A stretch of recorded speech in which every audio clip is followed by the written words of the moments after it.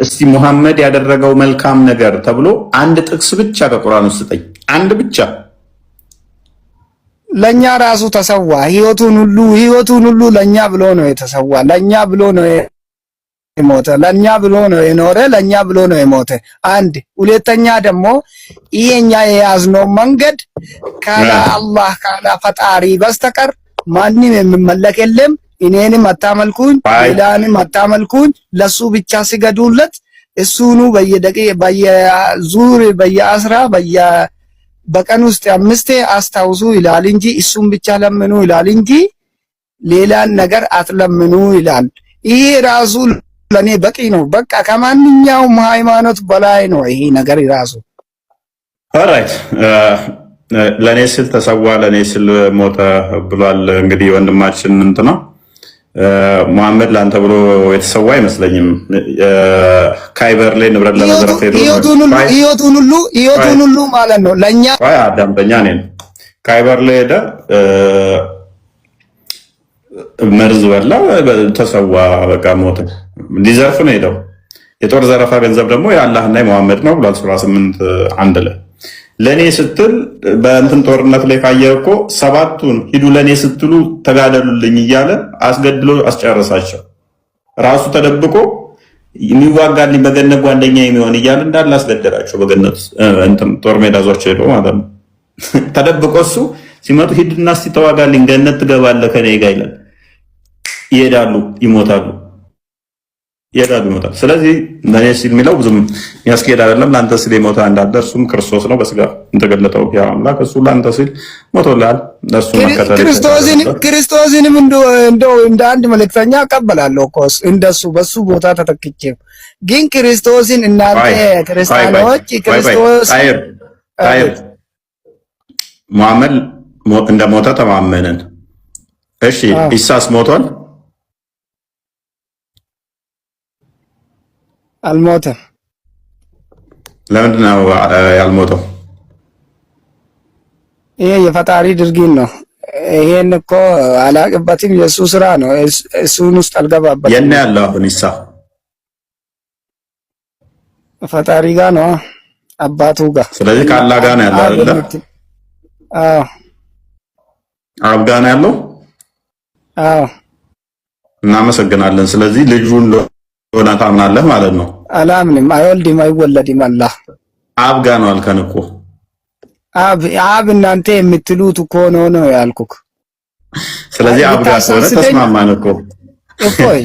እንዳንተ ባላቅም ማለት ነው። ና ልንገርህ፣ እንዳንተ ባላቅም ልታሳስተኝ አትሞክር። እሺ ፋይን። አላህ ጋር ነው ያለው። ለምን ሲባል አላህ ጋር ነው ያለው። አዎ አላህ ጋር ነው ያለው። አዎ ኦኬ። ኢሳና አላህ አብረው ናቸው። ኦኬ። ሙሐመድስ ሞቷል አልሞተም? በስጋው ሞቷል። ነፍሱ የማንም ነፍስ አላህ ጋር ነው የምትሄደው። ስለዚህ ኢሳ ግን እስከነ ነፍሱ እስከነ ስጋው አላህ ጋር ነው አይደለ?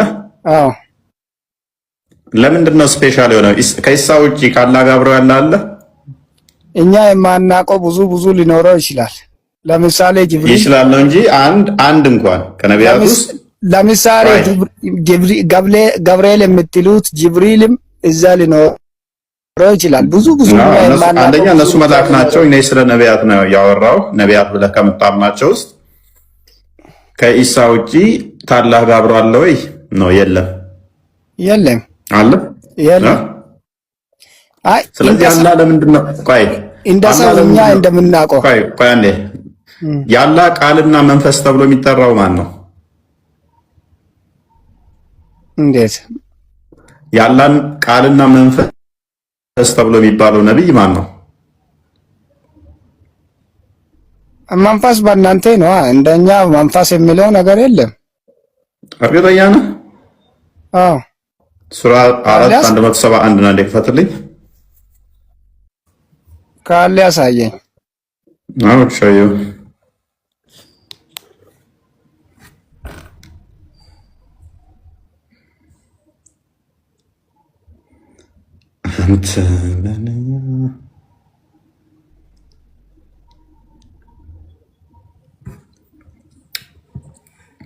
መንፈስ የለም አልከኝ። እርግጠኛ ነህ? ኢሳ ያላ ቃልና መንፈስ አይደለም?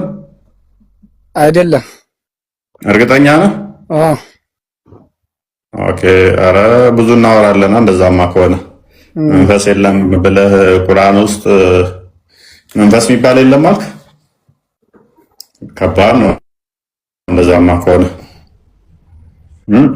አሳየኝ፣ ካለ አሳየኝ፣ እማራለሁ፣ ችግር የለም። እሺ ይሄን ክፍልስ ያንብበው፣ አንብብልኝ። እናንተ የመጽሐፉ ሰዎች ወይ በሃይማኖታችሁ ወሰንን አትለፉ። እናንተ የመጽሐፉ ሰዎች ወይ በሃይማኖታችሁ ወሰንን አትለፉ፣ በአላህም ላይ እውነትን እንጂ አትናገሩ። የመርየም ልጅ አልመሲህ ኢሳ የአላህ መልእክተኛ ወደ መርየም የጣላት ቃሉም ከእርሱ የሆነ መንፈስ ብቻ ነው። ምንድነው? ቃሉና መንፈስ ነው። ቃሉ መንፈስ ብቻ ነው ማለት አላሁን በሆነ ሁን በማለቱ የሆነ ነው እንጂ እሱ መንፈስ ነው ቃል ነው ማለቱ አይደለም። ተው ጣይር ተው። ሁን ሚል የለም እዚህ ጋር በቅንፍ የገባችሁም ስተት ነች። ቃሉም ከእርሱ የሆነ መንፈስ ብቻ ነው። መንፈስም አይልም ብለህን ነበር።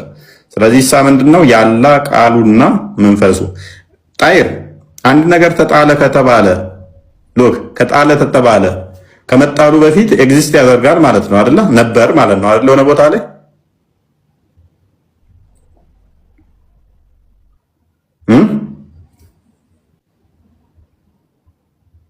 ጣይር ይሰማል።